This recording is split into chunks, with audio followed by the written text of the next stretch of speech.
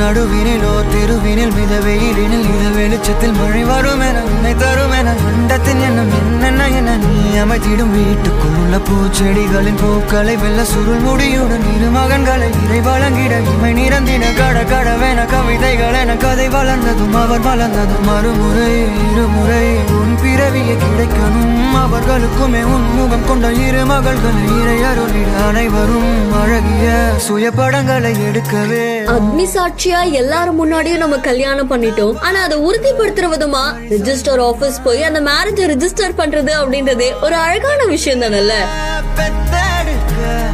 விதி வீடுமா தீமா தீமா தீமா தீமா தீமா.